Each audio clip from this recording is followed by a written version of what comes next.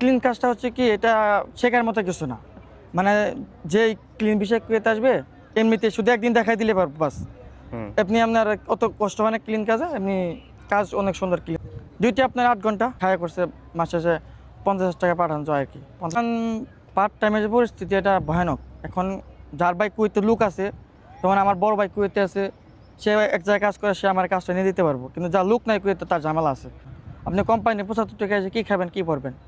75 টাকা কিচ্ছু হয় না ভাই কুয়েতে বর্তমানে। তো আপনার ভিডিওগুলো তো অনেক সুন্দর, আর সবাই বেশি বেশি করে একটু দেখার চেষ্টা করবেন, ভাইয়াকে একটু লাইক কমেন্ট শেয়ার করার চেষ্টা করবেন, কারণ ভাইয়া অনেক ভালো মনের মানুষ। আসসালামু আলাইকুম। ওয়ালাইকুম আসসালাম। কেমন আছেন ভাই? এই তো আলহামদুলিল্লাহ ভালো আছি, আপনি ভালো আছেন? আলহামদুলিল্লাহ ভালো আছে। বাড়িতে দেশের বাড়ি কোন জায়গায়? আমার বাড়ি হচ্ছে টাঙ্গাইল মধুপুরে, আর ওনার বাড়ি হচ্ছে কুষ্টিয়া। আচ্ছা, কুষ্টিয়া চুয়াডাঙ্গা। কত বছর আগে কুয়েত আসছিলেন, কি বিষয় নিয়ে আসছিলেন, ডিটেইলটা একটু বলবেন? আমার হচ্ছে আমি সেপ্টেম্বরে আসছি 2023 সালে, এখন এই সামনে সেপ্টেম্বরে 26-এ আমার 3 বছর পূর্ণ হবে আর কি। সেম ভাই, দুজনের। সফর করছিলেন একবার না করেন? না না, আমি একবারও যাইনি আর কি, যাওয়ার চিন্তা আছে, যাবো তো সামনে। কত টাকা খরচ করে আসছিলেন 3 বছর আগে? হ্যাঁ, 3 বছর আগে আমার প্রায় 7 লাখ টাকা খরচ হয়েছিল আর কি। 7 লক্ষ টাকা। কি বিষয় নিয়ে আসছিলেন? মানে ক্লিন বিষয় আসছে আর কি। ক্লিন বিষয়। এখন কি বর্তমানে ক্লিনতে আছেন না? না, এখন ক্লিন বিষয় আছি আর কি। ক্লিন বিষয়ে আছেন। তো আপনি যে ক্লিন কাজ করেন, ক্লিন কাজের বিষয়ে একটু শেয়ার করেন। কাজ, ডিউটি, বেতন, এই সম্পূর্ণ বিষয়টা নিয়ে একটু শেয়ার করেন। ক্লিন কাজটা হচ্ছে কি, এটা শেখার মতো কিছু না। মানে যে ক্লিন বিষয় ক্রিয়েতে আসবে এমনিতে শুধু একদিন দেখাই দিলে পারবো বাস। আপনি আপনার অত কষ্ট হয় না ক্লিন কাজে, এমনি কাজ অনেক সুন্দর ক্লিন কাজ, এমন না যে বাংলাদেশের যে ক্লিন আছে এইগুলোর মতো না, এই আলাদা আর কি। ডিউটি কিরকম করে এই কাজে? ডিউটি আপনার 8 ঘন্টা। 8 ঘন্টা। এটা কি মানে অনেকে বলে 12 ঘন্টা 14 ঘন্টা, এটা কি না হয় না না? না, আমাদের মূলত ডিউটি হচ্ছে 8 ঘন্টা, আর 8 ঘন্টা আমাদের, এটা তো সরকারি রেট 75 টাকা দেয় আমাদের। আচ্ছা, কুয়েতে 75 করে। 75 দিনার। হ্যাঁ 75 করে বাংলা মনে হয় কত টাকার মতো হয়? হ্যাঁ, এখন 30,000 টাকার মতো আসে। 30,000 টাকা করে। 400 তো টাকা। এই টাকার ভিতরে আপনাদের থাকা, খাবার সম্পূর্ণ খরচগুলো কার?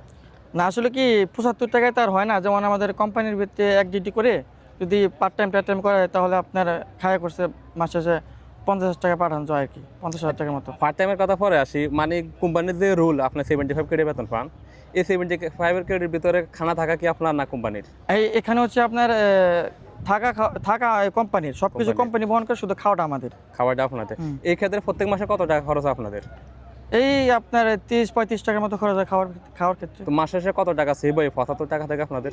ভাই 75 টাকার কি আর সেভ হবো? আপনার খাওয়া খরচ যদি 30-35 টাকা যায়, কত টাকা সেভ হবে? মানে 10,000 টাকা থাকে না এক হিসাব করলে? 10 থেকে 15,000 টাকা সেভ করা। এটা হচ্ছে আপনার কোম্পানির বেতন, প্রত্যেক মাসে 10,000 টাকা থাকে। হ্যাঁ, এটা আমাদের পার্ট টাইম ওইটা হচ্ছে ফর সাবজেক্ট। জি, জি। হয়তো অনেকের নসিবে থাকে, অনেকের নসিবে নাই। অবশ্যই। বর্তমানে পার্ট টাইমের পরিস্থিতি কেমন, মানে কুয়েতে পাওয়া যায় কিনা? বর্তমান পার্ট টাইমের যে পরিস্থিতি এটা ভয়ানক। এখন যার বাইক কুয়েতে লুক আছে, যেমন আমার বড় বাইক কুয়েতে আছে, সে এক জায়গায় কাজ করে, সে আমার কাজটা নিয়ে দিতে পারবো, কিন্তু যার লুক নাই কুয়েতে তার ঝামেলা আছে, সমস্যা হবো। কারণ এই দেশে পার্ট টাইম না পেলে ভাই অনেক সমস্যা। আপনি কোম্পানি 75 টাকা এসে কী খাবেন কী পড়বেন? 75 টাকা কিচ্ছু হয় না ভাই কুয়েতে বর্তমানে। অবশ্যই। এর মধ্যে আমরা কুয়েতের দেখতেছি পুলিশের বিভিন্ন অভিযান, মানে বিশেষ করে সেম কামার লোক সেম জায়গায় কাজ না করলে ওদেরকে কিন্তু ধরতেছে এবং কি দেশেও সফর করতেছে। তো এই ক্ষেত্রে মানে এখন বর্তমানে পার্ট টাইম করা কেমন ঝুঁকিপূর্ণ? ভাই পার্ট টাইম করা ঝুঁকিপূর্ণ, মানে ফুল ঝুঁকিপূর্ণ ভাই। আপনি যদি একবার চেকে পায়, আপনি ডাইরেক্ট সফর দিব, মানে ওই আপনার ওই চেকে এখানে সফর মক পরে নেবো, ওইখান থেকে ডাইরেক্ট আপনার দেশে পাঠিয়ে দিব, একবার বাংলাদেশ। একবারে বাংলাদেশ, কোনো কথা নেই ভাই। মানে সারাসারি কোনো সিস্টেম? হ্যাঁ, এখন বর্তমানে যে অবস্থা ভাই, ছাড়াছাড়ি কোনো সিস্টেমই নেই ভাই। এখন যে সিচুয়েশন চলতেছে কুয়েতের ভিতরে, এখন সবাই একটু সেফলি চলা লাগবে। এখন বর্তমান খুবই সেফ, আর এখন ধরা মাত্রই একবারই সফর, সে যে কেউ হোক না কেন, আর যত বড় মানুষই হোক না কেন। আমাদেরকে অনেকে কমেন্ট করে, প্রত্যেকদিন কমেন্ট করে, ভাই আমি ক্লিনের কাজে আসতে চাই, বেতন কত হবে, ডিউটি মানে কত হবে, কেমন হবে, এই বিষয়গুলো নিয়ে আপনার তাদের উদ্দেশ্যে কি বলতে চান? এখন আমাদের হচ্ছে কি, এখন তো আমাদের এই কুয়েতে সরকারি রেট, যেমন আমাদের যদি বাংলাদেশ থেকে কোনো লোক আসে, সে যদি কোনো ক্লিন কোম্পানিতে আসে, তাহলে তাকে 75 টাকা বেতন দেওয়া হবে।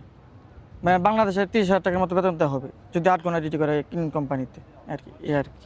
এখন বর্তমানে ক্লিনের কাজে আসলে কেমন হবে তারা? ভালো হবে, মানে 7-8 লক্ষ 10 লক্ষ টাকা দিয়ে আসা কতটুকু লাভজনক হবে? যেমন আমি আজ থেকে 3 বছর আগে আসছিলাম 7 লাখ টাকা, এখন যদি সে কুয়েত ঢুকতে চায় তার আরও বেশি লাগবে।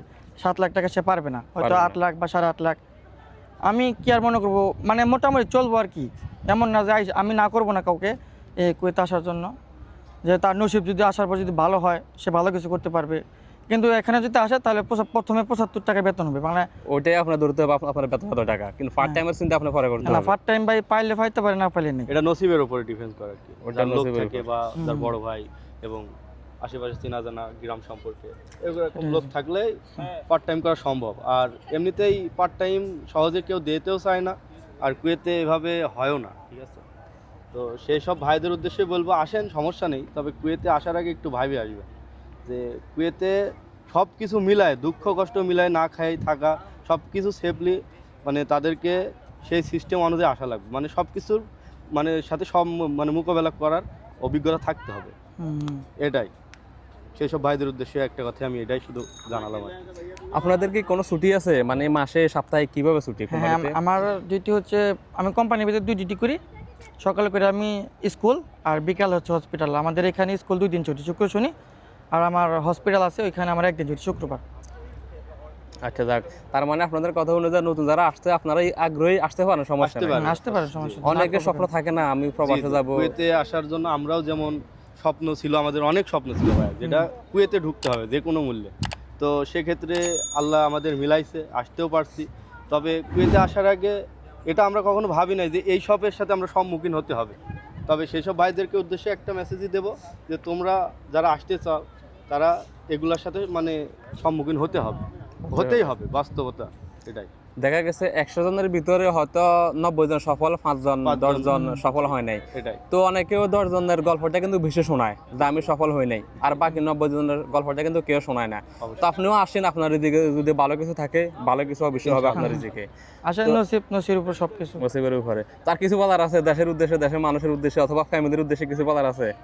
ফ্যামিলির উদ্দেশ্যে কিছু বলার আছে বলতে, ফ্যামিলির উদ্দেশ্যে একটা কথাই বলবো, সবাই সবার ক্ষেত্রে সব যে যেখানে আছেন বাবা মাকে সবাই শ্রদ্ধা করবেন, বাবা মার প্রতি ভালোবাসা দেখাবেন, কারণ বাবা মা ছাড়া পৃথিবীতে আর এমন কোনো মধুর মতো সুন্দর জিনিস আর নেই। তাদের প্রতি শ্রদ্ধা এবং ভালোবাসা সবসময়ের জন্য অবিরাম চালিয়ে যেতে হবে, তাদের দোয়াই একমাত্র আমাদের কাম্য, আর কিছু না। ইনশাআল্লাহ। আর আপনারা, আমরা অনেক ভিডিওতে বলি যারা প্রবাসে আছেন অন্তত নিজের জন্য কিছুটা সেভ করার চেষ্টা করবেন, যাতে আপনি এককালীন যখন 10 বছর 15 বছর দেশে যাবেন, আমরা অনেকে দেখতেছি দেশে যাওয়ার পর প্রতারিত হতেছে কিন্তু। তো আপনারা চেষ্টা করবেন নিজের জন্য অন্তত কিছু টাকা সেভ করার জন্য, শেষ বয়সে যাতে আপনার নিজের কাজে লাগে। জি জি জি, এটা সবার ক্ষেত্রে আর কি। কারণ টাকা পয়সা হয়তোবা আমাদের কোন সিচুয়েশনে বাড়ি যেতে হবে না হবে, সেই ক্ষেত্রে 5 টাকা হোক, প্রত্যেক মাসে মাসে 2 টাকা হোক, 5 টাকা হোক, 1 টাকা হোক, এভাবে জোগাতে কিন্তু দেখা যাচ্ছে 10 বছর অনেক টাকা সেভলি করা যায়। তো সেই ক্ষেত্রে আমাদের সবাইকে উদ্দেশ্য করে বলছি, এগুলো যদি আমরা এক জায়গায় করতে পারি তো আমাদের শেষ বয়সে একটা মানে হবে আর কি, চলার পথ সহজ হবে। অবশ্যই। আচ্ছা যাক, শেষ প্রশ্ন, আমার যারা সাবস্ক্রাইবার আছে তাদের উদ্দেশ্যে কি বলার আছে? আমি যে ভিডিওগুলো করতেছি অথবা আপডেটগুলো দিতেছি, এগুলো কেমন হতেছে, কেমন লাগতেছে, দেশের মানুষের প্রতি কোনো উপকার হতেছে কিনা? হ্যাঁ আপনাকে অসংখ্য ধন্যবাদ এই ভিডিওগুলো ফেসবুক বা ইউটিউবে আপলোড করার জন্য, যাতে মানুষ দেখে কিছু শিখে। আর আপনার ভিডিওগুলো তো অনেক সুন্দর, আর সবাই বেশি বেশি করে একটু দেখার চেষ্টা করবেন, ভাইয়াকে একটু লাইক কমেন্ট শেয়ার করার চেষ্টা করবেন, কারণ ভাইয়া অনেক ভালো মনের মানুষ। কারণ সে অসংখ্য পরিশ্রম করে, আমাদের নিয়েই করে, প্রবাসীদের নিয়ে অনেক কাজ কাম করে, আমরা দেখেছি চলার পথে অনেক সময় দেখা হয় ভাইয়ের সাথে। ভাইয়ের একটাই কথা যে প্রবাসে আসো সেভাবেই থাকো, মানে যেভাবে থাকার মানে সুন্দরভাবে, যাতে কোনো সমস্যা বা এরকম চলার পথে অনেক মেসেজ দিয়ে থাকে যেগুলো আমাদের পক্ষে ভালো আর কি, এটাই আর কি। ওকে ভাই, অসংখ্য ধন্যবাদ আপনাদের মূল্যবান মতামত দেওয়ার জন্য। আসসালামু আলাইকুম। ওয়ালাইকুম আসসালাম।